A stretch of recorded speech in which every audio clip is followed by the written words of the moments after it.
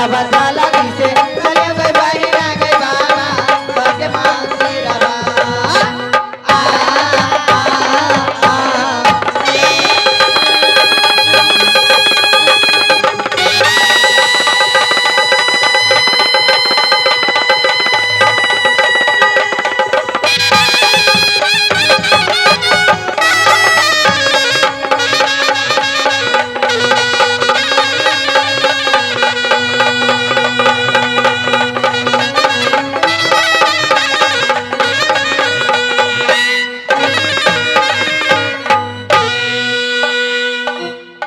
बहिना गई हाँ गए पूरे सर वाली दीदी।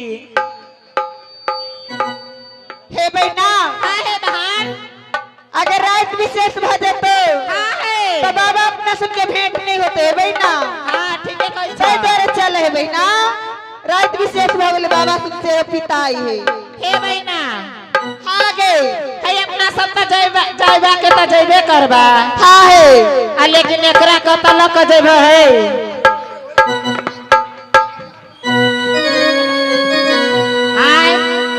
केकरा है बहिना है अपना सब जइबा के जइबे करबा लेकिन एकरा का तो लक जइबे है एकरा यही गांव ने छोड़ दिया हो है यही गांव में छोड़ के ससुराल नहीं है। हाँ है बर मार खेल के आई छोड़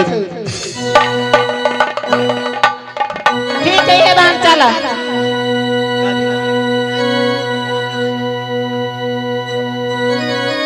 ये रास्ता यही धैलिए कई बाहिना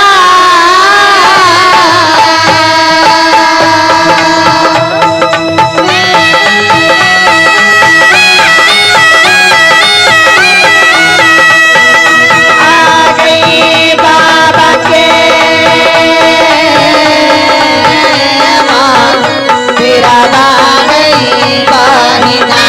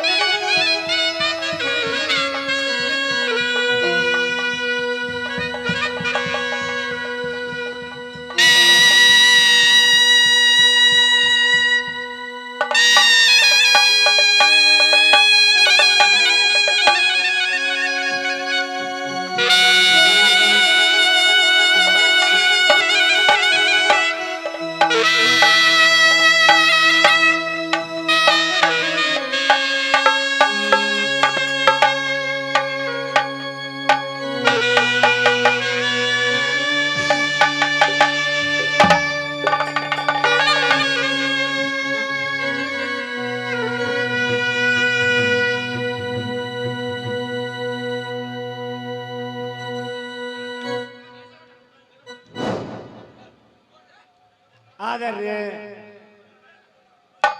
ऐ दानी बस्ती कलना के महान भाव, ऐ दानी बस्ती कलना के मेला समिति मालिक, ऐ कलना के महान देवता बाबा कलेश्वर, बाबा प्रभांश, प्रभु बजरंगबली की चरणों में ये अभागा सादर प्रणाम करिया।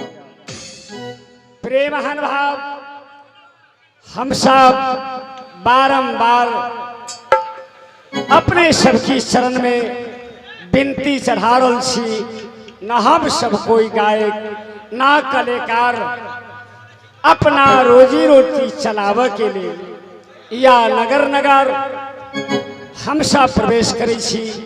कारण जाय दिन में आई पार्टी के प्रोप्राइटर विजय कुमार मंडल जे सती के रोल खेलिया और हम सुगनी मंडल फुलगमा निवासी राहुल चाचा जी पीछे आइए, स्टेज के पीछे। रामबोल चाचा जी स्टेज के पीछे आइए। या हम जवाना बिता लेली। प्रेम महान भाव, ऐ समय ना वो आवाज, ना वो रूप, ना वो बल, ना फेस, ऐ अभागा सर के शरण दिल देते अपने सर की चरण में दर्शक देवता होया या दर्शक के सामने या कोई काज करे वाला या बहुत निचार है।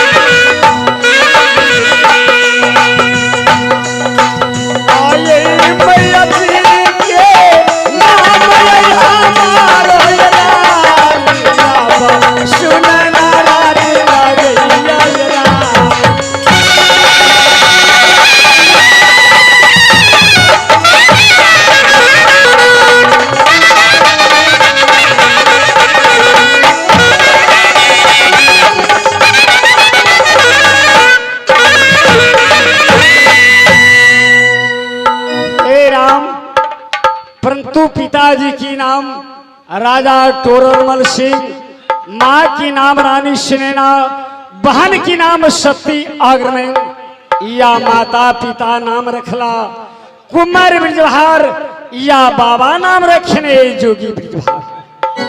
हे परमात्मा, जय में अपना गुरु की बल से अनेकों देश अनेकों नगर या बाबा के वचन पालन करो। हे राम, हम ब्याही नारी या हेमपुर वाली की महल में बैसाका या बराबर बाबा की आदेश में चली छी, या गुरु वचन ऐ संसार में पालन करी छी। हे राम, ऐ समय ब्याही तो हमेशा नाराज रहबे करिया। ऐ समय गुरुदेव की चरण में या बाबा के कुछ सेवा करब, फिर ब्याही के महल में या माँ की सेवा करब, या कोहबर के विधि पूरा करो।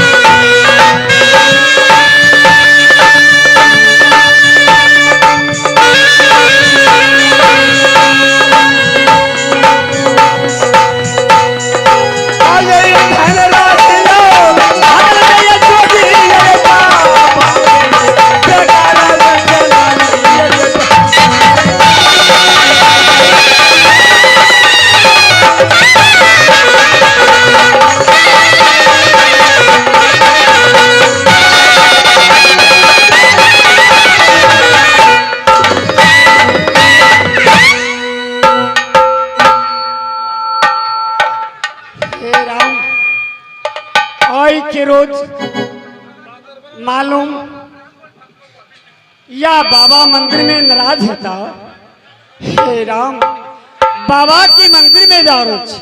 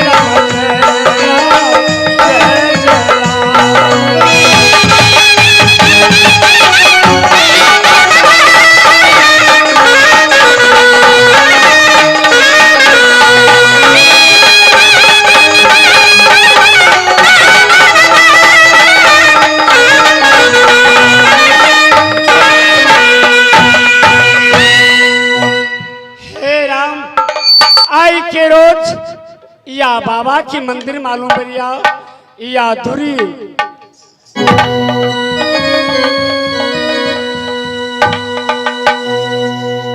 या बाबा के मंदिर में चलाली गुरु के हम शरण में लागबई शरणात गुरु के